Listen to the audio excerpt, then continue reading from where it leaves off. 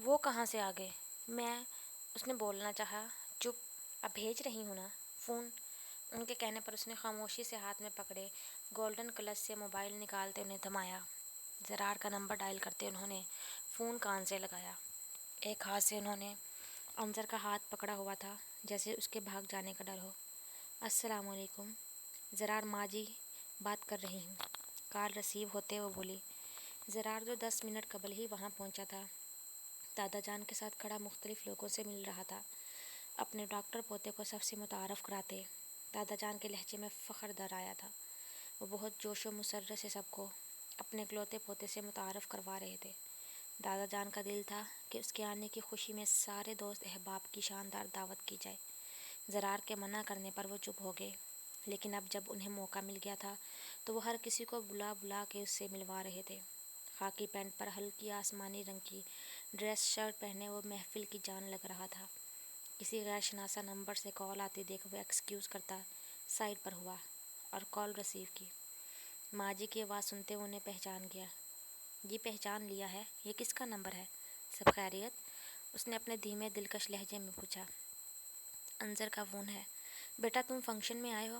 بتاتے ہوئے انہوں نے پوچھا۔ ساتھ کھڑی انظر کے کان بھی فون پر لگے تھے۔ جی بس ابھی پہنچا ہوں، آپ بتائیں کیا بات ہے؟ ایئر پیس سے آتی اس کی آواز فکر مندی سموئے ہوئی تھی۔ زرار بیٹا، انظر نے گھر جانا ہے، تم اسے لے جاؤ۔ ماں جی سب خیریت ہے؟ اس نے دوبارہ پوچھا۔ بس وہ جانا چاہ رہی ہے۔ اوکے، اسے کہیں آدھے گھنٹے تک چلتے ہیں۔ وہ فوری طور پر دادا جان کو چھوڑ کر نہیں جانا چاہ رہا تھا۔ انظر جو اس کی بات سن رہی تھی ہر درمی سے بولی، نہیں میں نے ابھی جانا ہے، ورنہ میں اکیلی چلی جاؤں گی۔ زرار اس کی آواز سن چکا تھا، ضرور کوئی بات ہوئی تھی۔ ایئر پیس سے آتی انظر کی آواز سنتے اس نے اندازہ لگایا۔ بیٹا، صالحہ تائی بے بسی سے بولی، انظر سے کہیں باہر پارکنگ میں آئے، میں آ رہا ہوں۔ کہہ کر فون رکھتے وہ دادا جان کی طرف بڑھا۔ چلو آؤ، پارکنگ تک چھوڑ آؤں، انہوں نے شائستگی سے کہا۔ میں خود چلی جاؤں گی، آپ پلیز جائیں، اب تو میں زرار کے ساتھ جا رہی ہوں۔ انظر نے ان سے موبائل لے کر کلچ میں رکھا۔ بولتے ہوئے اس نے کلچ کی گولڈن چین کو اپنے ہاتھ پر لپیٹا۔ دھیان سے، اس کا گال سہلا کر انہوں نے پیار سے بولا۔ وہ ہولے سے سر ہلاتی باہر نکلی۔ دھوپ میں وہ تندی نہیں رہی تھی، یا اس کے دل پہ دھوپ کی تپش سے بھی جھلسا دینے والا کوئی احساس غلبہ پا چکا تھا۔ ذات اور است نفس کا یوں سرِ عام پیروں تلے کچلے جانے کا احساس۔ اس کے ساتھ سن سن کرتی دھوپ کی شعاعیں تھیں، یا ذلت بھرا احساس جو کچھ ان خواتین نے کہا وہ نہ قابل برداشت ہی نہیں، نہ قابل قبول تھا۔ قصور نہ انظر کا تھا اور نہ صالحہ تائی کا، لیکن پھر بھی لوگوں کی باتوں کی وجہ سے وہ دونوں دکھی اور پریشان ہوتی۔ نہ جانے کیوں خوشیوں کے مسرت بھرے موقع پر ہم خواتین کا کام دوسروں کے کپڑوں، جوتوں، تیاری یا اس کی زندگی پر ایک دوسرے سے اپنی قیمتی رائے کا اظہار کرنا ہوتا ہے۔ کوئی کیسا پہنتا اوڑھتا ہے، اس سے ہمیں کوئی سروکار نہیں ہونا چاہیے۔ ہر کوئی اپنی حیثیت کے مطابق یا اس سے بڑھ کر ایسے موقعوں پر تیاری کرتا ہے۔ اس طرح بات کر کے کسی کی دل آزاری کرنے میں، مفت میں گناہ کمانے سے ہمیں کیا ملتا ہے؟ جبکہ کسی کے حالات زندگی پر تو بھول کے بھی بات نہیں کرنی چاہیے۔ یہ سب تو قسمت اور وقت کے باہمی کھیل ہوتے ہیں۔ آج میں، کل آپ، پرسوں کوئی اور۔ پارکنگ میں آتے وہ یہاں وہاں نگاہ دوڑاتے چل رہی تھی۔ زرار اسے کہیں نظر نہیں آیا۔ اچانک سے ایک 13-14 سالہ بچے کی آواز پر وہ ڈر کر ایک قدم پیچھے ہوئی۔ باجی جی، کل کا بھوکا ہوں، کچھ دے دو۔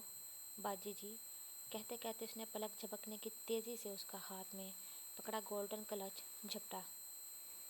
یہ ان دنوں کی بات ہے جب ہدی کی بہن وردا پاکستان آئی ہوئی تھی کہ اچانک خطرناک حد تک شوگر لو ہونے کے باعث زرینہ پھپھو کا انتقال ہو گیا۔ منصور کے لیے وہ ماں کی طرح تھی۔ ان کی جدائی سے وہ بہت غمگین ہوا اور روز روز دین مینشن جانے لگا۔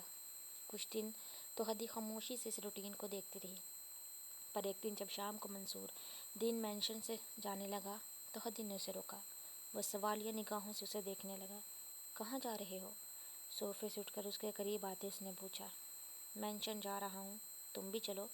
پہلے دن کے بعد وہ مینشن نہیں گئی تھی۔ جب منصور اسے چلنے کا کہتا تو صاف انکار کر دیتی۔ میں نے نہیں جانا۔ شہد رنگ آنکھوں سے اسے دیکھتی وہ سہولت سے انکار کر گئی۔ چلو پھر انظر کو تیار کر دو، کل امی جان اس کا پوچھ رہی تھی۔